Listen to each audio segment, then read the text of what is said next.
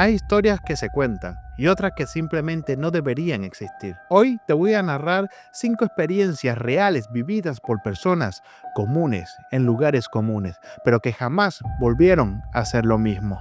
Sombras sin rostros, presencias que lloran, voces que no pertenecen a este mundo. ¿Estás preparado para escuchar lo que no se cuenta en voz alta? Entonces apaga la luz, sube el volumen y acompáñame. Estas son 5 historias de internet que le han pasado a personas reales. La calavera en la estática. Nunca he sido de los que creen ciegamente en lo paranormal. Me gusta pensar que hay cosas que aún no entendemos, fenómenos que escapan a la lógica. Pero siempre intento buscar una explicación racional antes de rendirme a lo místico. Me guío por la navaja de Ockham.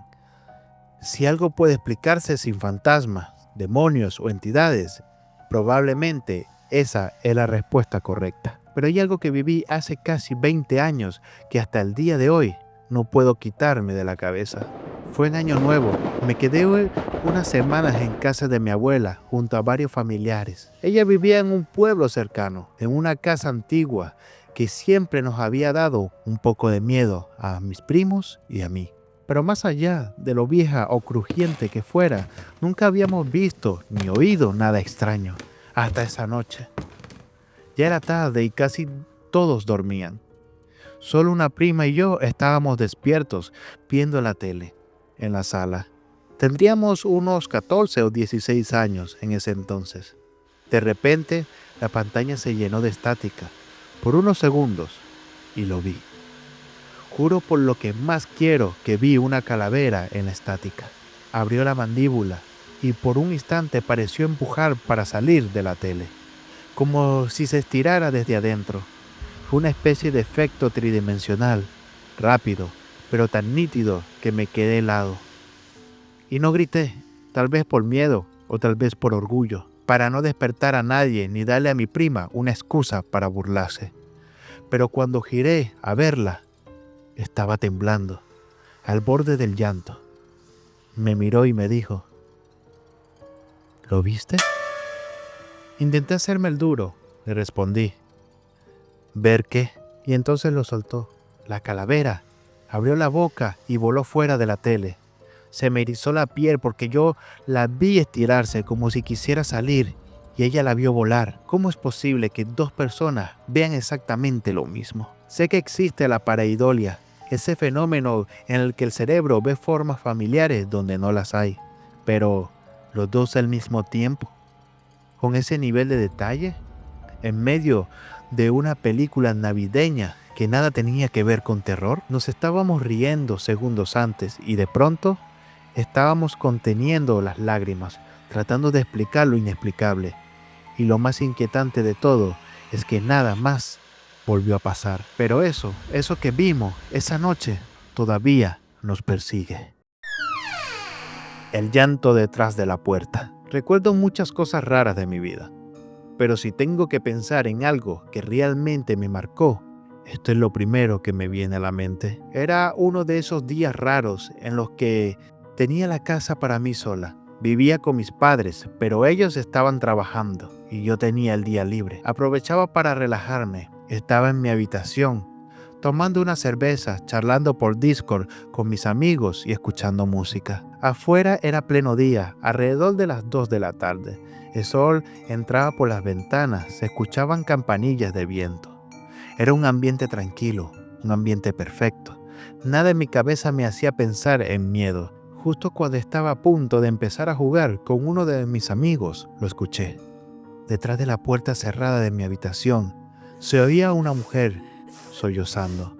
No eran llantos fuertes ni gritos, eran sollozos lentos, profundos, como de alguien verdaderamente roto por dentro. Mi corazón se encogió. Pensé de inmediato que mi madre había vuelto temprano del trabajo y que algo horrible había pasado.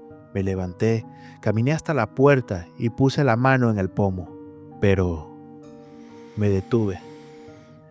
No sé por qué, no recuerdo si fue un mal presentimiento o simplemente duda, pero me quedé ahí quieta. Y fue en ese silencio que me di cuenta Esa voz no era de mi madre, ni de nadie que conociera. Era una mujer, sí, pero su llanto tenía algo extraño, no familiar, algo que no encajaba aún así. Estaba preocupada, pensaba que tal vez era mi madre y que necesitaba ayuda. Así que abrí la puerta, salí al pasillo, di un solo paso afuera de mi habitación y el llanto desapareció. Todo quedó en silencio, no absoluto porque aún se oía el viento afuera, las campanillas, pero en la casa adentro algo se sentía mal, como si el aire hubiera cambiado, como si todo se hubiera congelado por un momento. Volví a mi cuarto, cerré la puerta con llave y le conté a mis amigos en Discord lo que acababa de pasar. Estaba temblando. Le escribí a mi madre para asegurarme de que no era ella y me confirmó que seguía en su trabajo en otra ciudad. Después de calmarme un poco, agarré una navaja que guardaba en el bolso y recorrí la casa entera. Armarios, almacenes, puertas, ventanas, todo cerrado, todo intacto. Nadie había entrado. Nadie podía haber salido. Jamás volví a escuchar ese llanto, pero lo que viví ese día me dejó claro que, aunque no veamos lo que hay del otro lado, a veces lo podemos escuchar. La dama blanca del camino rural. La vi 2 veces, a la misma hora, en el mismo lugar. Aún no entiendo qué fue lo que vi. Todo comenzó una noche cualquiera, alrededor de las 9:30 p.m. Yo regresaba del trabajo, por un camino rural, poco transitado. La carretera estaba oscura, pero tranquila. Manejaba solo, con música suave de fondo, sin pensar en nada más que llegar a casa. Entonces la vi. Apenas unos 3 o 4 metros frente al coche, en el arcén derecho había una mujer, vestida de blanco. Estaba llorando. Tenía el cabello larguísimo, negro como el carbón, y el vestido parecía brillar tenuemente, como si emitiera su propia luz. Una imagen perturbadora, difícil de explicar. Se parecía a esa figura clásica del cine de terror, la chica del aro. No grité, pero sentí un escalofrío subirme por la espalda. Me debí apenas para no pasarle por encima y seguí conduciendo. Esa noche me costó dormir. Había algo en su forma de aparecer, en sus ojos vacíos, que no podía sacarme de la cabeza. 2 semanas después ocurrió de nuevo. Misma hora, mismo camino. Otra vez manejaba de regreso a casa y otra vez ella apareció. Fue más repentino esta vez. Una especie de destello blanco cruzó frente a mis faros, a solo centímetros del coche. Frené en seco. No había nadie más en la carretera. Estaba completamente solo. Ella tocó mi coche, o al menos eso sentí, y en cuanto lo hizo, desapareció. Pero lo peor no fue eso. A los pocos segundos empecé a sentir una presencia, algo denso, malicioso. Sentí que alguien estaba en el asiento trasero. Miré en el retrovisor y lo juro, vi la coronilla de una cabeza, cabello negro, liso perfecto como el de ella. No podía ver el rostro, solo esa masa oscura, inmóvil, silenciosa. Apagué la música, el aire se volvió pesado, miraba hacia atrás cada pocos segundos y seguía ahí, hasta que no pude más. Me detuve casi por completo, me giré del todo, con el corazón acelerado, y no había nadie. Desde esa noche no he vuelto a tomar ese camino. Han pasado varias semanas y aunque no lo he vuelto a ver, cada vez que manejo solo de noche, reviso el asiento trasero. Una parte de mí sigue esperando que esté ahí y otra parte teme que lo esté. La sombra en el armario. Tenía 12 años cuando mi vida cambió para siempre. Una experiencia traumática obligó a mis padres y a mí a mudarnos de estado. Fue algo tan fuerte que incluso causó una lesión cerebral traumática a mi padre. Nada volvió a ser normal después de eso. Todo se volvió confuso, caótico y oscuro. Nos mudamos a un pequeño apartamento en Marietta, Georgia. Veníamos de Nueva York. El lugar solo tenía un dormitorio. Mis padres dormían ahí y yo en el salón. Una noche estaba agotado. No podía dormir porque mi padre seguía viendo la tele y mi madre ya estaba completamente dormida. Al final decidí irme a su cama. Necesitaba descansar. La habitación era oscura, pero el vestidor, justo frente a la cama, lo era aún más. Un rincón negro, como si tragara la poca luz que quedaba. Me acosté, miré hacia el armario y ahí fue cuando lo vi. Una figura, una sombra. Era más oscura que el propio armario, como una silueta que no reflejaba ni absorbía luz. No tenía rostro, era alta, con hombros anchos, llevaba algo parecido a un abrigo largo, como una gabardina, y en la cabeza un sombrero de ala ancha, como los gángsters de los años 20. Se movía de lado a lado, adelante y atrás, como si estuviera saltando dentro del armario sin hacer ruido. Verlo todavía me eriza la piel. Bajé la mirada, no tenía pies, no tocaba el suelo, estaba petrificado. Quise gritar, quise correr, pero el miedo me congeló, hasta que con todo el valor que pude juntar salí disparado hacia donde estaba mi padre, pero al llegar no dije ni una sola palabra. Me quedé parado, quieto, mirándolo. Tenía miedo de él también. Su lesión cerebral lo había vuelto errático, difícil de prever. No sabía cómo reaccionaría, solo lo miré sin hablar. Y entonces él me miró y dijo: lo sé, yo también lo veo. No supe qué hacer. Algunas personas me habían dicho que eso era una manifestación de toda la oscuridad que había en mi vida. Otros creían que era una maldición familiar.